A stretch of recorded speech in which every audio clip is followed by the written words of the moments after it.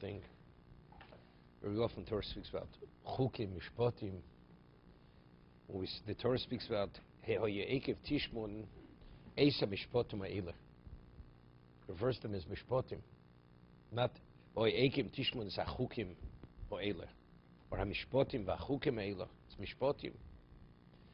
Shmartem v'asisim osam. You will retain them and you'll keep them. So last week's parsha, right?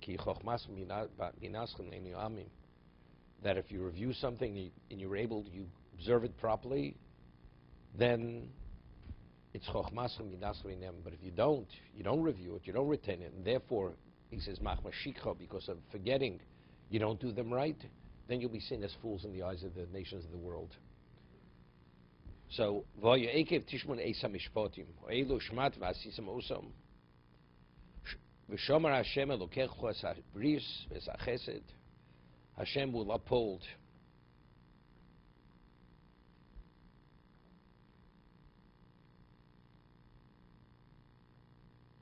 it says V'shomer Hashem elokecho, because it said V'shomer Hashem, Shomer Hashem elokim. It's all this possessiveness. V'shomer Hashem elokecho, your God. Es habris v'es hachesed asher nishbel avsecho. Rashi Eikev tishmun ma mitzvos hakalo she'odom dosh ba'Eikev tishmun. Shomer Hashem yishbel ches avtachoso.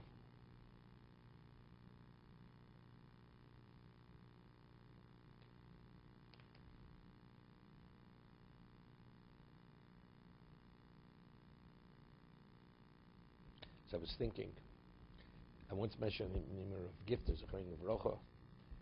He said over from, I don't know, something he heard in Tells in Europe. We find that the Aser Sadibros are all mishpatim. They're not chukim. They're not statutes. Killing, kidnapping, murder, honoring a parent. It's all mishpatim. Logical, rational laws. The Ramban says why a Kabbalah Torah there was kolos broken, thunder and lightning and fire, as it says in the pasuk. So we should fear Hashem. So the Aseres Dibros were so emblazoned in our neshamas, in our minds, and our emotions because of the setting. So he says something which is rational. Seemingly you shouldn't need that. Seemingly, what the Aseres Dibros should have been laws which are chukim, not mishpatim, rational laws. So what he said was, no, something that we don't understand, we don't begin to understand, we don't even get involved. But something that we believe we understand, they're rational laws, so then we have our own application of those rational laws. For instance, murder. What's murder? Is mercy killing, is that murder? Murder is cold-blooded murder, right? That's murder. What about an unborn fetus? Is that murder? It's not murder. So anything we understand, what is murder? Doing something evil. That's taking human beings. So anything we're able to apply our own understanding to because we think we understand, that's exactly what you need. That's why you needed the kolos brochim, and we had to hear it directly from Hashem. But a chok that we don't understand, we don't, of course, a chok, it's a chok. Shatnez, kashrus, whatever it is. The moment you give the reason, kashrus, it's healthier. The moment you say healthier, it becomes a problem. Because today that we have all the different levels of processing, therefore kashrus has no relevance today any longer. Or they said because at one time, the vessels weren't glazed and therefore it's a question of disease, that's what. Today that we're much more sophisticated, we're advanced. The moment you give a reason to something, then already we become the arbiters of what the Torah is and what it's not. We make the decisions. Chok, we don't ask. Which mitzvahs is Adam Dosh Ba'Eikev? It's not important. Wasn't it important? Because according to my understanding of its value, it's not that important. Lord Abba, you don't understand. You don't understand. It's a chok. It's not mishpatim. So the whole issue of we're speaking about now, using your spiritual yardstick, is it important or is it not important? This already is what? This is only if it's mishpatim, it's not chukim. That's what Torah says, Eikev tishmas esa mishpatim, not the chukim. It says vasisim osam. V'shomer, so I explained a few weeks ago, we were speaking about this. It says that if a person even observes the mitzvahs which are abused, which are neglected, then it says Hashem will uphold the bris and the chesed, and He will love you, He will bless you, He will increase you, endless bounty. The question is why?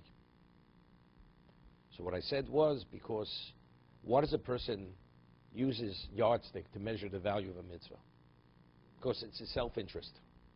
But if you're doing it because God commanded it, does it make a difference in terms of what its value is to you? If the basis for your observance is because it's God's dictate, it should make no difference. More reward, less reward.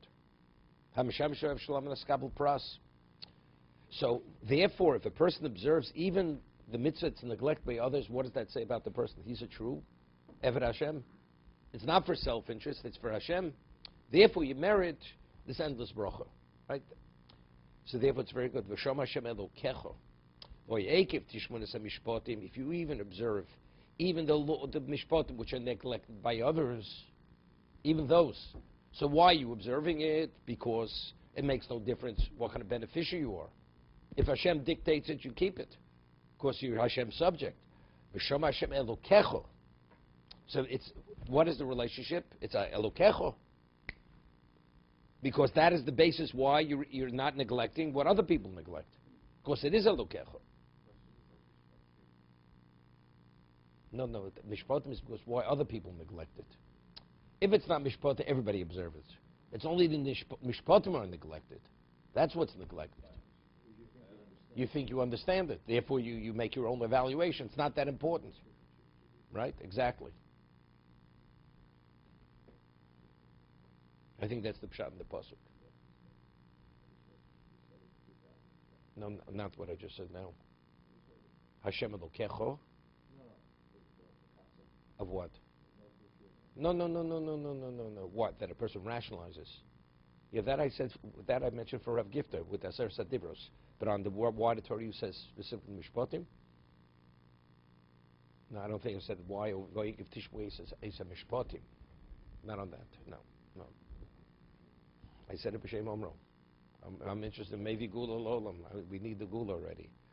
Yeah. Okay.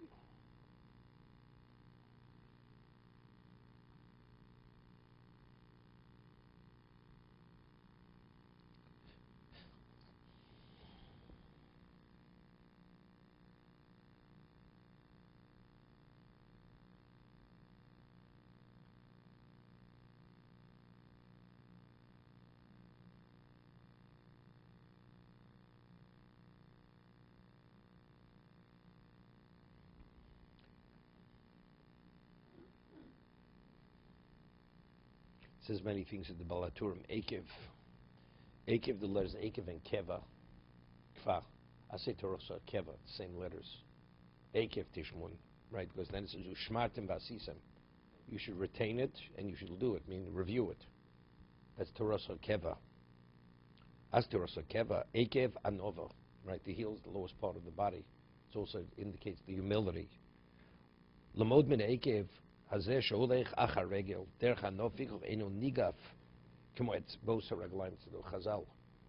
When a person stubs his toe, you don't stub your heel. Because when you want to go first, you get stubbed. You come afterwards, you're humble, you're less likely to be injured. That's Eikev. You should behave like the Eikev, like the heel. The heel follows the toes. Right? Similarly, you should be more humble. Eikev. It's not just coincidence. Yaakov, he was holding on to the heel, but Yaakov was Ishtam Yoshiv Olim. His humility. Yaakov had humility. Also, Eikev, there are 172 words in the Aser Dibros. Says Shomer Rav, Tishma Eikev, Tiske Lama. Yeah, that's Eikev. 172. You figure it out. I'm not sure.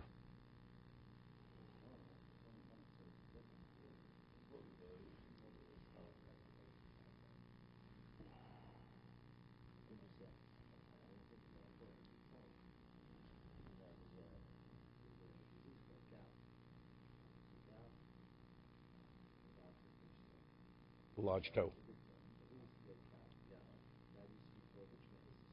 Yeah, yeah. Of course, it's wine, red meat.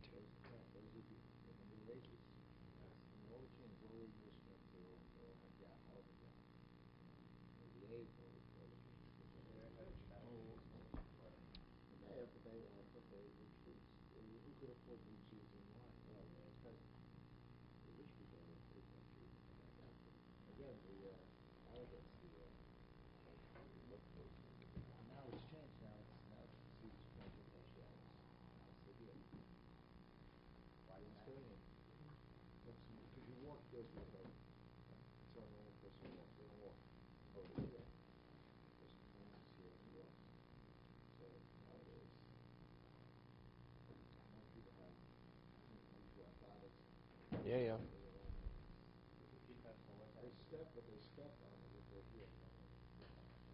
That's going head first. Taking a dive.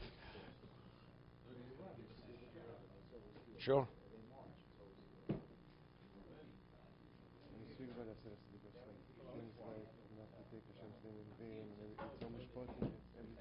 Makes sense. Out of respect, if you revere Hashem, you don't take this as